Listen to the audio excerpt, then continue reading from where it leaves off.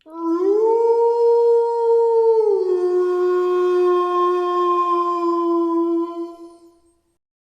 Friends, ఇంకొక కొత్త horror స్టోరీతో మీ ముందుకు వచ్చేసాను. ఈ స్టోరీ చాలా ఇంట్రెస్టింగ్గా ఉంటుంది. సో వీడియో మొత్తం చూసి మీకు నచ్చితే వీడియోని లైక్ చేసి మా ఛానల్ని సబ్స్క్రైబ్ చేసుకొని పక్కనున్న బెల్ సింబల్ యాక్టివేట్ చేసుకోండి. ఇక లేట్ చేయకుండా స్టోరీలోకి వెళ్ళిపోదాం. కొంచెం ముందే నా పని అయిపోయి ఉంటే బాగుండు. ఇప్పుడు ఈ వాన స్టార్ట్ అయ్యేలాగుంది. అసలే నా ఆరోగ్యం బాగా ఉండదు. ఇప్పుడు ఈ వానలో తడిస్తే మళ్ళీ లేనిపోని ప్రాబ్లమ్స్ వస్తాయి అనుకుంటూ ఫాస్ట్గా డ్రైవ్ చేసుకుంటూ వెళ్తోంది స్వీటీ. తన ఇంటి నుంచి కంపెనీకి చేరుకోవడానికి ఒక 3 గంటలు టైం పడుతుంది.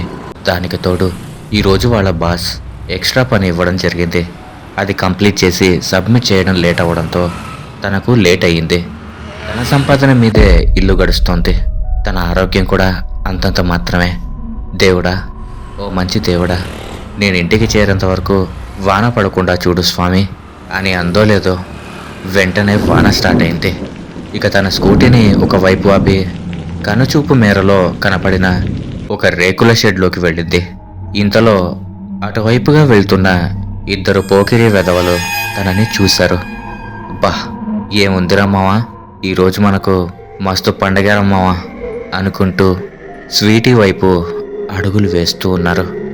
స్వీటీ భయంతో, అన్నా, మీ చెల్లెలాంటి దాన్ని నన్నేం చేయకండి, దయచేసి నన్ను వదిలిపెట్టండి, నన్ను నమ్ముకొని ఓ కుటుంబం ఉంది అని స్వీటీ ప్రాధేయపడుతుండగా, ఎవరికన్నా ఇలాంటి సెంటిమెంట్ డైలాగ్స్ నా దగ్గర పనిచేయవు అని వాళ్లలో ఒకడన్నాడు. స్వీటీ భయంతో వాళ్ల వైపు చూస్తూ పారిపోవడానికి ట్రై చేస్తే వాడిలో ఒకడు తనని కొట్టడానికి చెయ్యెత్తాడు. కానీ కొట్టలేకపోయాడు. తన చేతిని ఎవరో మెలి తిప్పినట్టు నొప్పితో విలవిలలాడుతున్నాడు. ఇంతలో ఇంకొకడు తల మీద చేయి పెట్టుకుని చచ్చాన్రా దేవుడా అనుకుంటూ కింద పడి గిలగిలా కొట్టుకుంటున్నాడు. తన తల నుండి విపరీతంగా రక్తం కారుతూ ఉంది. ఇది చూసి స్వీటీ షాక్లో ఉండగానే, అమ్మా పారిపోమా ఇక్కడి నుంచి అన్న పిలుపుకు ఈ లోకంలోకి వచ్చిన స్వీటీ అక్కడ నుండి పారిపోయింది. ఆ పోకిరిలిద్దరూ పారిపోవాలని ప్రయత్నిస్తున్నారు. ఇంతలో, రే ఆగండి అని అన్న పిలుపు వినపడింది. ఆ పోకిరీలు భయంతో చుట్టూ చూస్తున్నారు. ఇంతలో ఏవో అడుగుల చప్పుడు విని అటువైపు చూశారు. ఒక భయంకరమైన బొమ్మ వారి వైపు నడుచుకుంటూ వస్తోంది. పైగా దాని చేతిలో కర్ర ఉంది. అమ్మో బొమ్మ అని ఇద్దరూ ఒకేసారి అన్నారు.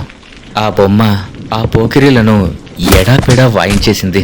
గట్టిగా అరుచుకుంటూ వాళ్ళక్కడి నుంచి పారిపోయారు. ఇంతసేపు భయంకరంగా ఉన్న బొమ్మ కాస్త నవ్వుతోంది. అక్కడ నుండి బయటపడ్డ స్వీటీ వానని కూడా లెక్క చేయకుండా తన ఇంటికి చేరుకుని తనని కాపాడిన ఆ అజ్ఞాత వ్యక్తికి మనసులోనే కృతజ్ఞతలు చెప్పుకొని యథాతథంగా తన పనులు చేసుకోసాగింది. పోకిరిలో డాక్టర్ దగ్గర ట్రీట్మెంట్ తీసుకుంటూ ఇంకా షాక్లోనే ఉన్నారు. పాపం వాళ్ళకింకా అర్థం కావడం లేదు బొమ్మ ఎలా కొట్టింది అని. ఇప్పుడు ఏ షాప్లో బొమ్మను చూసినా కూడా భయపడి చేస్తున్నారు. 2 రోజుల తర్వాత, ఏం వానరా బాబు, ఇంకో గంట ఆగింటే బాగుండు అని తన ట్రక్ని ఒకవైపు ఆపి రేకుల షెడ్ రూమ్లోకి వెళ్ళాడు శ్రీను. ఫోన్ తీసి మాట్లాడాలి అనుకున్నా సిగ్నల్స్ అందడం లేదు. ఏంట్రా బాబోయ్, ఈరోజు నేను లేచిన టైం సరిగ్గా లేదు అనుకుంటూ ఉండగా అక్కడేదో కింద పడి ఉన్న బొమ్మ కనపడింది. పైగా చాలా అందంగా ఉంది. దీన్ని ఎవరెక్కడ పడేశారు? వావ్, చాలా అందంగా ఉంది అని చేతిలోకి తీసుకొని దానికి అంటుకున్న మట్టిని క్లీన్ చేశాడు. ఈ బొమ్మను నేను తీసుకెళ్ళి నా షాపులో అమ్మకానికి పెట్టుకుంటాను, మంచి ధరకు అమ్ముకోవచ్చు అనుకుంటూ ఉన్నాడు. కొద్దిసేపటికి వాన తగ్గిపోవడంతో ఆ బొమ్మను తన ట్రక్ డోర్ ఓపెన్ చేసి మిగతా బొమ్మల మధ్య పెట్టి షాప్కి తీసుకుని వెళ్ళాడు. బొమ్మని షాప్కి తీసుకొచ్చి క్లీన్ చేశాడు. తర్వాత ప్రైస్ ట్యాగ్ తగిలించారు. తర్వాత రోజు, రే రాహుల్, మార్నింగ్ బైక్ ఎక్కినప్పటి నుంచి అడుగుతున్నారా, ఎక్కడికి తీసుకుని వెళ్తున్నావు అని వెంకీ అడగ్గా, సర్ప్రైజ్ రా మావా అని రాహుల్ అన్నాడు. సర్ప్రైజ్ అంటున్నావంటే బార్కి వెళ్తున్నాం కదా, ఐఎమ్ ఫుల్లీ ఎక్సైట్ రా అని వెంకీ అన్నాడు. అందుకు రాహుల్, బాబు చిట్టి, కొంచెం ఊహల్లోంచి బయటకు రా, కాస్త తలెత్తి చూడరా వెంకీ, నీకు క్లారిటీ వస్తుంది అన్నాడు. అప్పటికే వాళ్ళు రావాల్సిన చోటికి వచ్చేశారు. డాల్స్ షోరూమ్ అని అందంగా బోర్డు ఉంది. రే రాహుల్, ఇక్కడికెందుకు వచ్చాంరా అని వెంకీ అడిగితే, సిరి ఉంది కదరా, రేపు తన పుట్టినరోజు, తనకి గిఫ్ట్ ఇవ్వాలని ఇక్కడికి తీసుకుని వచ్చాను. కనీసం ఈ ఏడాదైనా తను నా ప్రేమను ఒప్పుకోవాలి అని రాహుల్ అన్నాడు. అందుకు వెంకీ రాహుల్ని చూసి, రే ఇది అన్యాయం రా, నువ్వు నీ లవర్కి బొమ్మను కొనడానికి వచ్చావు, అది నాకు సర్ప్రైజ్ ఎలా అవుతుంది అని అన్నాడు. అందుకు రాహుల్, జస్ట్ చిల్డ్రా మామా, నాకు సెలక్షన్ లాంటివి తెలియదు, నీకైతే తెలుసు కదా అందుకు అన్నాడు. ఆ షాప్ యజమానైన శ్రీను లోపల ఉన్న షెడ్ రూమ్లో నుంచి తెచ్చిన ఒక బొమ్మ వెంకీకి నచ్చింది. దాన్ని అందంగా ప్యాక్ చేయించుకొని వెళ్లారు. రాహుల్ ఇల్లు అర్ధరాత్రి 12 గంటలకి కవర్లో ఉన్న బొమ్మ బయటకొచ్చింది. డిన్నర్ టేబుల్ పైకెక్కి ఒక చాకును తీసుకుని నవ్వుకుంటూ రాహుల్ గదిని ఓపెన్ చేసింది. రాహుల్ మంచి నిద్రలో ఉన్నాడు. రే లేవరా అని బొమ్మ గట్టిగా పిలిచింది. ఉలిక్కిపడి లేచాడు రాహుల్. ఎదురుగా కత్తి పట్టుకుని ఆ బొమ్మ నిలబడి ఉంది. రాహుల్ తన కళ్ళు తుడుచుకుని మరోసారి చూశాడు, కానీ ఏమీ కనపడలేదక్కడ. సరే భ్రమేమో అనుకున్నాడు. నీళ్లు తాగాలనుకుని బాటిల్ తీసుకున్నాడు. నీళ్ళు అయిపోవడంతో కిచెన్లోకి వెళ్ళి ఫ్రిడ్జ్ డోర్ ఓపెన్ చేసి వాటర్ బాటిల్ తీసుకొని తాగుతూ ఉండగా బాటిల్లో నీళ్లంతా రక్తంలా మారిపోవడం చూసి గజగజ వణికిపోతూ బాటిల్ని కింద పడేశాడు రాహుల్. కింద పడ్డ బాటిల్ పైకి లేచింది. షాక్తో బిగుసుకుపోయాడు. ఆ బాటిల్ వచ్చి దబదబా బాదుతోంది రాహుల్ని. భయంకరమైన శబ్దాలు వినపడ్డాయి. రాహుల్ భయపడుతూ ఎవరు ఎవరు అంటున్నా రెస్పాన్స్ ఇవ్వడం లేదు. మెల్లగా నడుచుకుంటూ వెళ్తూ ఉంటే తన కాళ్ళని ఎవరో లాగేశారు. కిటికీలు తలుపులు వాటికవే కొట్టుకోవడం మొదలెట్టాయి. విపరీతమైన గాలి వీచసాగింది. అంత చల్లగాలిలో కూడా తన మొహం షర్టు మొత్తం చెమటతో తడిసిపోయింది. ఏదో టక్ టక్ మంటూ శబ్దం వినపడడంతో తల తిప్పి చూశాడు. బొమ్మ, అది కూడా ఒంటి కన్నుతో నవ్వుకుంటూ తన వైపే వస్తూ ఉంది. రాహుల్ భయంతో వణికిపోతున్నాడు. బొమ్మ చేతిలో కత్తి ఉంది. అమ్మో బొమ్మ అని అరుస్తూ ఉన్నాడు. కానీ తన మాట తనకి వినపడడం లేదు. బొమ్మ కత్తిని రాహుల్ మెడవైపు తీసుకొచ్చింది. రాహుల్ గట్టిగా ఇల్లు మొత్తం దద్దరిల్లిపోయేలా కేకలు పెడుతున్నాడు. ఇంతలో పాలవాడొచ్చి కాలింగ్ బెల్ కొట్టాడు. ఎంతసేపటికి రెస్పాన్స్ లేదు. డౌట్ వచ్చి కిటికీలో నుంచి చూశాడు. విగత జీవిగా పడి ఉన్న రాహుల్ని చూశాడు. వెంటనే పోలీస్ వాళ్ళకి ఇన్ఫార్మ్ చేశాడు. వాళ్ళు వచ్చి తన ఫోన్ కాల్ డేటా అంతా పరిశీలించి వెంకీకి, రాహుల్ పేరెంట్స్కి, సిరికి కబురు అందించారు. రాహుల్ పేరెంట్స్ అమెరికాలో ఉన్నారు. విషయం విన్న వెంటనే వాళ్ళు ఇండియాకి బయలుదేరారు. ఇక వెంకీ ఏడుస్తూ, నిన్నే కదరా మనం అంతలా ఎంజాయ్ చేశాం, ఈరోజు పార్టీ ఇస్తానన్నాం, అది ఇవ్వకుండానే వెళ్ళిపోయావు కదరా మావా అంటూ ఏడుస్తున్నాడు. అక్కడున్న పోలీసులు కొంచెం షాక్ అయినా వెంటనే తేరుకుని, ఏమయ్యా అతను నీ ఫ్రెండ్ కదా, చనిపోతే బాధపడాల్సింది పోయి పార్టీ మిస్ అయిందని బాధపడుతున్నావా? నువ్వు అసలు ఫ్రెండ్వేనా? కొంపదీసి నువ్వే ఏమన్నా మీ ఫ్రెండ్ని చంపేశావా ఏంటి అని అడగ్గా, అందుకు వెంకీ, సార్ నేను దోమని కూడా చంపను సార్, పాపం వస్తుందనే మనిషిని ఎలా చంపుతాను సార్, నాకు ఎలా ఏడవాలో అర్థం కాక ఇలా ఏడుస్తున్నాను. రాహుల్ నాకు 3 ఏళ్లుగా పరిచయం ఉంది.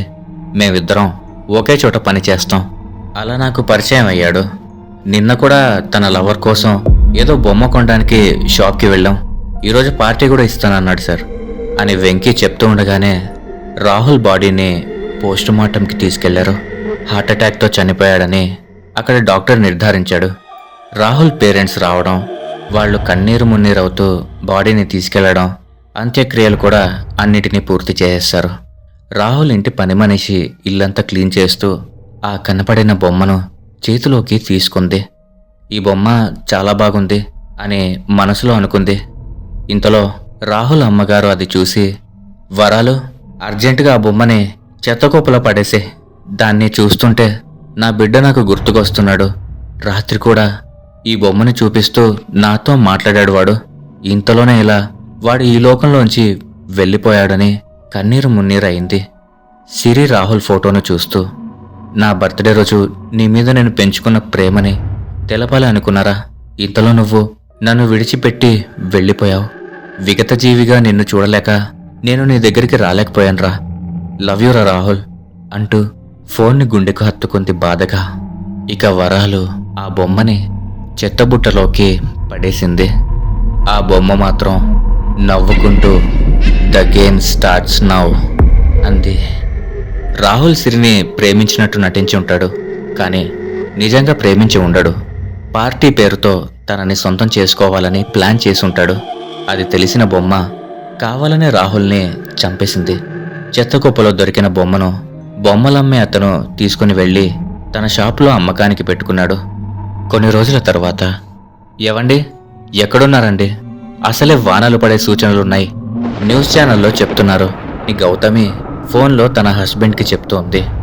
అబ్బా గౌతమి, నేను వచ్చేస్తానులే, నువ్వు కంగారు పడకు అని ఫోన్ కట్ చేశాడు గౌతమ్. తన భార్యకి నచ్చిన స్వీట్స్, అడిగిన సామాన్లు కొని తీసుకొని ఇంటికి బయలుదేరాడు. దారిలో ఉన్నట్టుండి వర్షం మొదలైంది. బైక్ని ఆపి దగ్గరలో ఉన్న బస్టాండ్లోకి తన సామాన్ల కవర్ని తీసుకుని వెళ్ళాడు. వెళ్ళిన కొద్దిసేపు అయిన తర్వాత ఇంకా 2-3 అక్కడికొచ్చి చేరారు, తనలాగే తడవకుండా ఉండడం కోసం. ఒక అరగంట తర్వాత వర్షం తగ్గడంతో అక్కడి నుంచి అందరూ తిరుగు ప్రయాణమయ్యారు. కానీ గౌతమ్కి తెలియని విషయం ఏంటంటే తన కవర్స్ మారిపోయాయి. ఇంటికి చేరుకున్నాడు. నేను చెప్తూనే ఉన్నాను, త్వరగా రండి అంటే విన్నారు కాదు. ఇప్పుడు చూడండి ఎలా తడిచిపోయారో. మీ ఏజ్కి ఇలా తడవడం అవసరమా? అసలే మీకు సైనస్ ప్రాబ్లం ఉంది, అది ఎలా మర్చిపోయారు మీరు? నేను ఇంతసేపు గొంతు చించుకుని అరుస్తుంటే మీరెందుకు సైలెంట్గా ఉన్నారు అని గౌతమి తన హస్బెండ్ అయిన గౌతమ్ని అడుగుతోంది. అందుకు గౌతమ్, నన్నెక్కడ మాట్లాడిస్తున్నావు? అందులోనూ నువ్వు కోపంగా ఉన్నావు. నిజం చెప్పనా గౌతమి, నువ్వు కోపంలో కూడా ముద్దుగా ఉంటావు అన్నాడు గౌతమ్. ఊరుకోండి గౌతమ్, మీరు మరేను షష్ఠి పూర్తి చేసుకునే వయసుకు వచ్చిన మీలో చిలిపితనం పోలేదు. మీరు స్నానం చేసి రండి, మనం భోజనం చేద్దాం అని గౌతమి అంది. అలాగే అంటూ తను వెళ్ళిపోయిన తర్వాత తన కవర్స్ ఓపెన్ చేసి చూసింది. కూరగాయలన్నిటినీ తీసి సపరేట్ చేసింది గౌతమి. ఇంకో కవర్లో ఏముందో చూద్దామని ఓపెన్ చేసి చూసింది. ఏదో గిఫ్ట్ ప్యాక్ ఉంది. ఏంటో ఈయన ఇంత వయసు వచ్చినా ఇలా సర్ప్రైజ్ చేస్తూనే ఉంటారు అని మనసులో అనుకుంటూ కవర్ ఓపెన్ చేసి చూసింది. అందులో అందమైన డోరేమాన్ బొమ్మ ఉంది, ముద్దుగా కూడా ఉంది. థ్యాంక్స్ అండి, మీ సర్ప్రైజ్కి చాలా బాగుంది ఈ బొమ్మ అని గౌతమి గౌతమ్తో అంది. నేనేం తెచ్చాను నీకోసం అని గౌతమ్ అడగ్గా, ఇదిగో చూడండి అని ఆ బొమ్మను చూపించింది. అందుకు గౌతమ్ మనసులో, ఇప్పుడు తీసుకురాలేదంటే నా మీద ప్రేమ తగ్గిపోయిందని గొడవ వేసుకుంటుంది అనుకుంటూ, నిన్ను సర్ప్రైజ్ చేయాలనుకుంటే నువ్వు ఓపెన్ చేసి చూసేసావా? పోనీలే, నీకు నచ్చింది కదా, అది చాలు అంటూ మనసులో పాపం ఎవరిదో ఈ బొమ్మ అని అనుకుంటూ ఉన్నాడు గౌతమ్. అర్ధరాత్రి సడన్గా ఏదో ఏడుపు వినిపించింది. గౌతమికి మెలకు వచ్చి బయటికి చూసింది, కానీ ఎక్కడా ఎవరూ కనపడలేదు. సడన్గా ఆ బొమ్మ వైపు చూసి గట్టిగా కేక పెట్టింది. దెబ్బకి నిద్రమత్తు వదిలి పైకి లేచి బయటకొచ్చాడు గౌతమ్.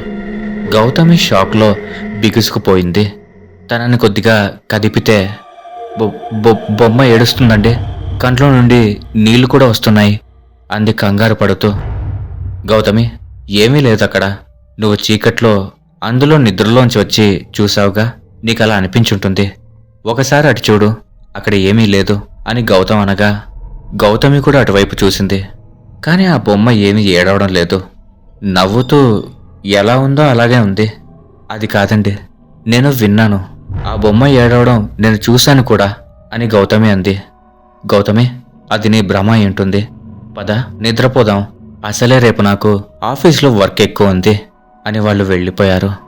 వాళ్ళు వెళ్ళగానే ఆ బొమ్మ కంట్లో నుండి కన్నీళ్లు వచ్చాయి. తర్వాత రోజు గౌతమ్ ఇంట్లో ఫైల్స్ చెక్ చేస్తూ ఉన్నాడు. ఇంతలో తనకి వెకిళ్ళు రావడం స్టార్ట్ అయ్యింది.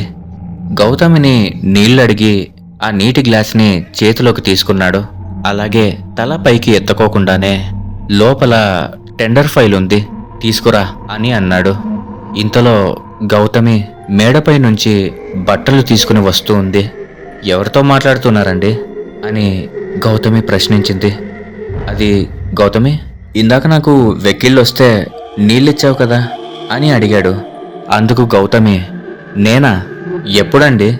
మీకు చెప్పే కదా నేను మిద్దెపైకి వెళ్ళాను. అయినా మీరు పనిలో పడితే నన్నెక్కడ పట్టించుకుంటారు అనుకుంటూ తను బెడ్రూమ్లోకి వెళ్ళిపోయింది. అదేంటి, తను పైనుంచి వస్తే నాకిందాక నీళ్ళిచ్చింది ఎవరు అనుకుంటూ ఉండగానే ఏదో ఫోన్ కాల్ రావడంతో ఆ ఆలోచనల నుండి బయటికొచ్చి ఆఫీసుకు వెళ్ళిపోయాడు. పని ముగించుకొని ఇంటికి వెళ్ళగానే ఇంటికి తాళం వేసి ఉంది. తన దగ్గర ఉన్న తాళంతో లాక్ ఓపెన్ చేసి ఫ్రెష్ అయ్యి వచ్చాడు. తనకు తలనొప్పిగా ఉండడంతో కాఫీ పెట్టుకుందామని లోపలికెళ్ళి కాఫీ తయారు చేసుకుని గ్లాస్లో వేసుకుని ఇంతలో ఫోన్ వస్తే గ్యాస్ ఆఫ్ చేయడం మర్చిపోయి వచ్చి ఫోన్ మాట్లాడుతూ ఉండిపోయాడు. ఇంతలో గౌతమి వచ్చి, అబ్బో కొంచెం ముందుగా వస్తే మా ఆయన చేతి కాఫీ తాగే అదృష్టం దక్కేది నాకు అని నవ్వుకుంటూ కిచెన్లోకి వెళ్ళింది. ఇంతలో ఒక గొంతు వినపడింది. అమ్మా, గ్యాస్ ఆన్ అయ్యింది, వెంటనే ఆఫ్ చేసి కిటికీ తీయండి అని వినపడింది. గౌతమి కూడా కంగారు పడుతూ అలానే చేసింది. ఇంతకీ ఈ మాట ఎవరు చెప్పారు అని హాల్లోకి వచ్చి చూసింది. కానీ అక్కడ ఎవ్వరూ లేరు. ఇప్పుడు కంగారు స్థానంలో భయం మొదలై గట్టిగా అరిచింది. ఫోన్ మాట్లాడుతున్న గౌతమ్ షాక్ అయ్యి వెంటనే పరుగు అందుకొని భార్య దగ్గరికొచ్చాడు. ఏవండి, మన ఇంట్లో ఏదో దెయ్యం ఉందండి అని భయపడుతూ అసలు జరిగిన విషయం చెప్పింది. అందుకు గౌతమ్, అవును, నువ్వు చెప్పింది నిజమే.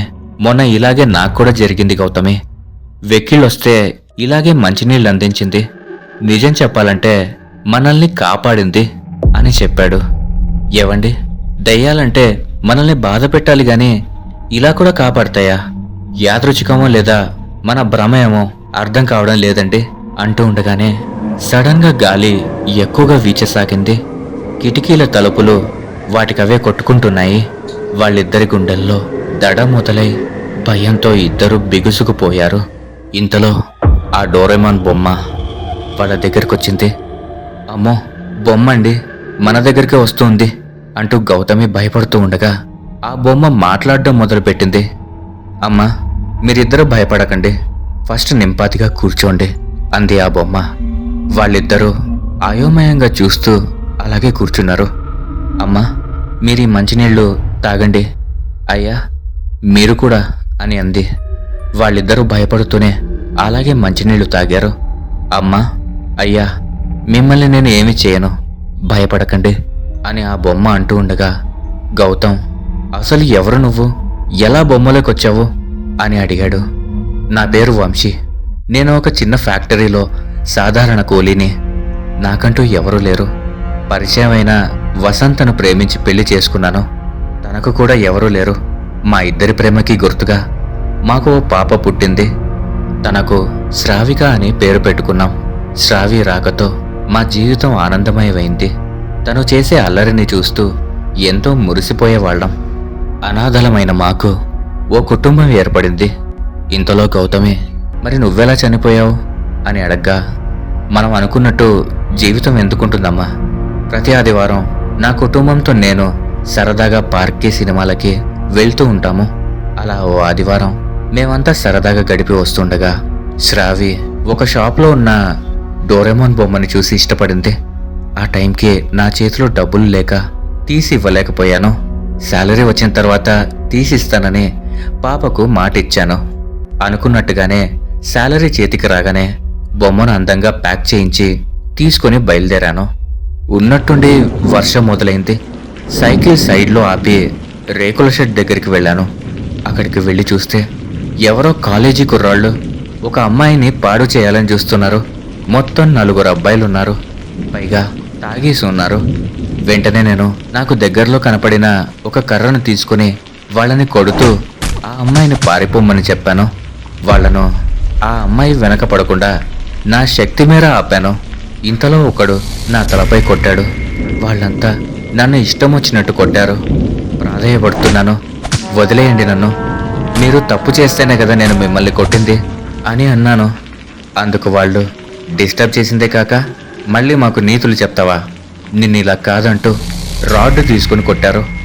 నన్ను తీసుకొని రోడ్డుపై పడేసి వెళ్ళిపోయారు. నాకు ప్యాక్ చేసి ఉన్న గిఫ్ట్ కనపడింది. నేను లేకపోతే నా కుటుంబం ఏమైపోతుంది? కష్టపడి లేచి వెళ్ళడానికి ప్రయత్నించాను.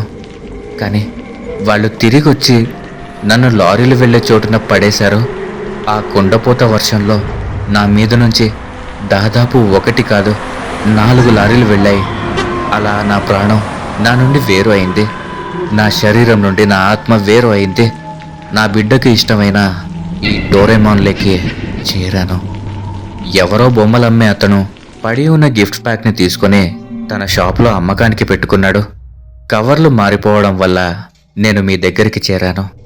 నేనొస్తాను, తనకు బొమ్మ తెస్తానన్న ఆశతో ఎదురు చూస్తున్న నా భార్య పిల్లలకి నా శవం ఎదురుపడింది. నా భార్య బిడ్డ ఇప్పుడు కష్టాల కొడమిలో కడుపు నింపుకోవడం కోసం ఇబ్బందులు పడుతున్నారు. నాది చిన్న విన్నపం, దయచేసి ఈ బొమ్మను నా పాపకి చేరేలా చేయండయ్యా. అదొక్కటే నా తరపున మీకు అభ్యర్థన అని ఆ బొమ్మ చెప్పింది. అది విన్న గౌతమ్ చాలా బాధపడ్డారు. నన్ను క్షమించండి, నా కథ చెప్పి మీకు బాధను కలిగించాను అన్నాడు వంశీ. అప్పుడు గౌతమ్, వంశీ, నువ్వు కాపాడింది ఎవరినో కాదు, మా కూతురిని అని అనగా, అవునా అయ్యా, ఇప్పుడు మీ అమ్మాయి బాగా ఉందా? ఏం చేస్తున్నారు అని అడుగుతూ ఉండగా గౌతమి ఏడుస్తూ, లేదు, తను ఈ లోకంలో లేదు వంశీ అంది. ఏమైందమ్మా అని అడిగాడు వంశీ. చూడు వంశీ, మా అమ్మాయి కాలేజ్ నుండి ఇంటికి బయలుదేరేటప్పుడు నాకు ఫోన్ చేసి మాట్లాడుతూ రావడం తనకు అలవాటు. రోజు మాదిరిగానే నాకు ఫోన్ చేసి నాతో మాట్లాడుతూనే తన వెనక ఎవరో బైక్లో ఫాలో అవ్వడం గమనించి నాకు చెప్పింది. నాకు లొకేషన్ కూడా షేర్ చేసింది. నేను వెంటనే బయలుదేరాను. నువ్వు నా బిడ్డను వాళ్ళు కిడ్నాప్ నుండి తప్పించగానే తను అంతటి వర్షాన్ని కూడా లెక్క చేయకుండా పరిగెత్తుతూ రోడ్డు మీద వస్తోంది. నాకు కనపడగానే నాకు ప్రాణం లేచొచ్చి తన దగ్గరికి వెళ్ళి కారు ఆపాను. తను మత్తుగా తూలుతూ ఉంది. ఆ మత్తులోనే నీ గురించి చెప్పింది. వాళ్ళు తనకి డ్రగ్స్ ఇచ్చారు. వెంటనే తనని హాస్పిటల్కి తీసుకుని వెళ్ళాను. కానీ ఆ దుర్మార్గులు ఇచ్చిన ఓవర్డోస్ కారణంగా తను చనిపోయింది. పోలీస్ స్టేషన్లో కేసు పెట్టాను. అది ఇంకా నడుస్తూనే ఉంది. అది ఎవరు చేశారో, వాళ్ళు అసలు ఎక్కడ ఉన్నారో కూడా ఎవరికీ తెలీదు. ఇంకా పోలీసులు వెతుకుతూనే ఉన్నారు. నా బిడ్డకు న్యాయం ఎప్పుడు దొరుకుతుందా అని ఎదురు చూస్తున్నా అని చెప్పి కన్నీటి పర్యంతం అయ్యాడు గౌతమ్. అతి కష్టం మీద మేము కోలుకున్నాము. మా బిడ్డ ఎప్పుడు చెప్పేది, జీవితంలో ఏం జరిగినా సరే మా పెదాలపై చిరునవ్వు చెరిగిపోకుండా చూసుకోమని చెప్పేది. అందుకే ఇలా ఉన్నాము అని గౌతమ్ చెప్పాడు.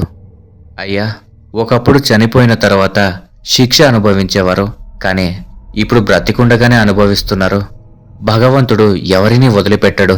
పోయిన జన్మలో ఏదో పాపం చేసి ఉంటాం, అందుకే నా కుటుంబానికి దూరం అయ్యాను అని చెప్తూ ఉండగానే, బాధపడకు వంశీ, ఇక నుంచి నీ భార్య మా బిడ్డ, నీ బిడ్డ మా మనవరాలిగా బ్రతుకుతారు. ఏ లోటు రాకుండా చూసుకుంటాను. ఇది జాలిపడి చేయడం లేదు వంశీ, నీ మంచి మనసుని మెచ్చి చేస్తున్నాము. నీ స్వార్థం నువ్వు చూసుకోక నీ ప్రాణాల్ని ఫణంగా పెట్టి మరీ నా బిడ్డను కాపాడావు.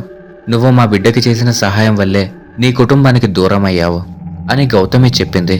నీలాంటి గొప్ప వ్యక్తికి ఏమిచ్చి రుణం తీర్చుకోగలం అని ఆ ఇద్దరూ చెప్పారు. అనుకున్నట్టుగానే గౌతమ్ వంశీ కుటుంబాన్ని వారి ఇంటికి తీసుకుని వచ్చారు. శ్రావి బొమ్మని చూసి సంతోషంగా గుండెలకు హత్తుకుంది. వంశీ కూడా చాలా సంతోషించాడు.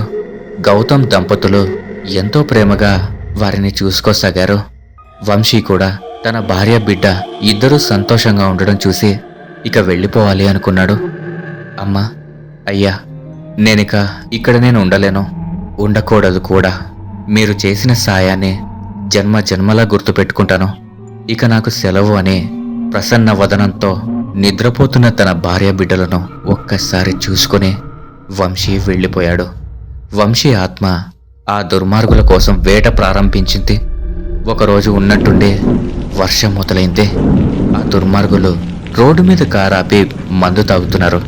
అది చూసిన వంశీ, మీ వల్లే నేను నా కుటుంబానికి, ఆ తల్లిదండ్రులకు బిడ్డను కోల్పోయారు.